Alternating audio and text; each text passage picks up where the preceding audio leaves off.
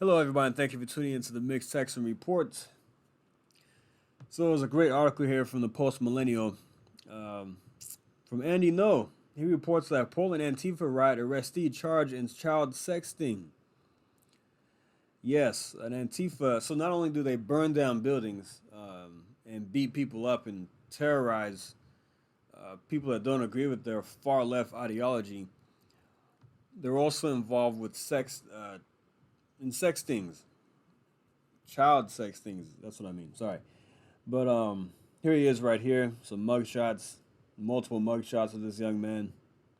Just a wonderful young guy he is. So let's get into the details of this article here.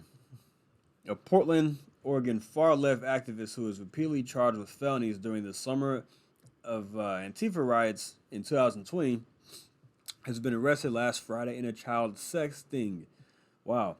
Aubrey Ryan Quinn Ward, 25 years old, was arrested on the September 2nd in neighboring Washington County by deputies following an investigation into online pedophiles. Law enforcement posed as children on social media platforms in a child predator sting that also resulted in the arrest of four other men in the Portland area. Quinn Ward allegedly traveled to meet a child for sex in a Beaverton parking lot, but was instead arrested by law enforcement. So he was planning to meet a minor, for sex. Here goes the four other gentlemen here. Here goes Aubrey Quinn Ward, Antifa member. And here are the other fine men arrested in this sex thing. You know, this is possibly the worst thing you could do outside of murder. Right? This is absolutely disgusting. Okay, let's keep going here. Quinn Ward has been charged with luring a minor in first-degree online sexual corruption of a child. Both are felonies. He was quickly released without bail the following day. He has pleaded not guilty to both charges. His quick release from jail felony charges mirrors his multiple arrests in 2020 at the height of the nightly Black Lives Matter Antifa riots in Portland after George Floyd died. So here are his charges right here from the courts. Count number one. Washington County, Oregon, being a person who is 18 years older unlawfully for the purpose of arousing and gratifying a person's sexual desire. Knowingly using online communication to solicit a child under 16 years of age to engage in sexual contact or offer or agree to physically meet the child and intentionally it's kind of small here, and intentionally took a substantial step toward physically meeting with and encountering the child. Wow. Unbelievable. So I'm going to post this down below. You can read this for yourself if you want to, but everything is right here from the courts.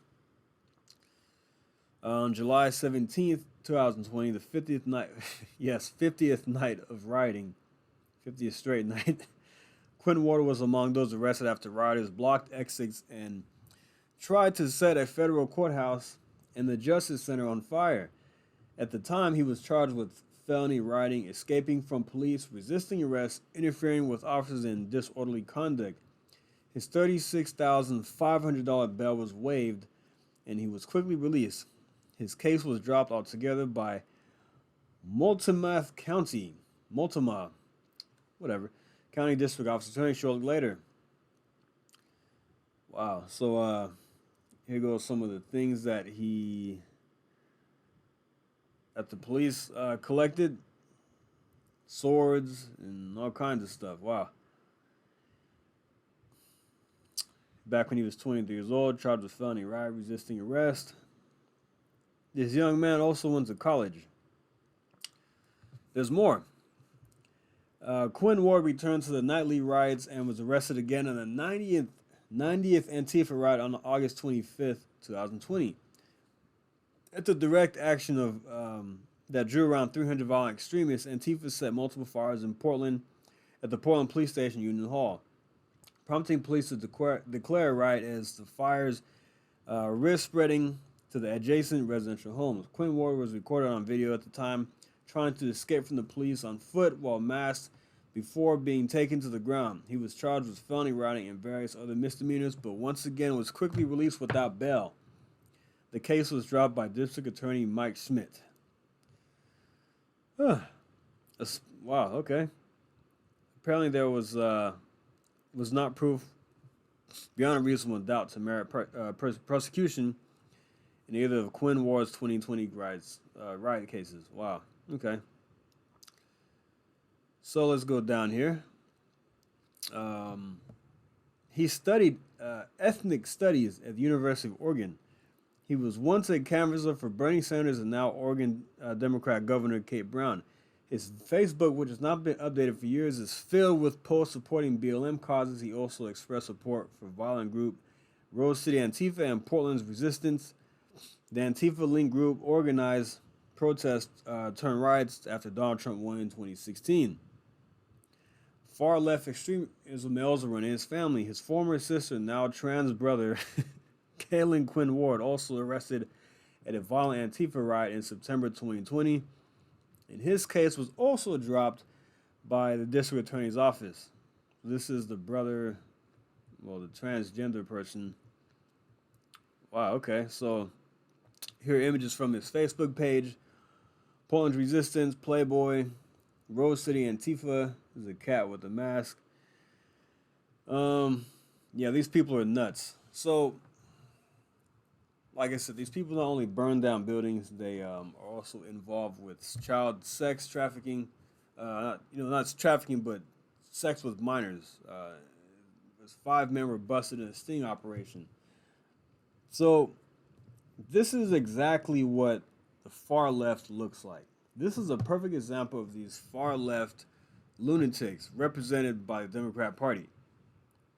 I mean, he supported Bernie Sanders, BLM, is an Antifa member. He supports the Oregon governor, and this guy is a far left loon. This is what the left does. This is what we're talking about this is why we get upset.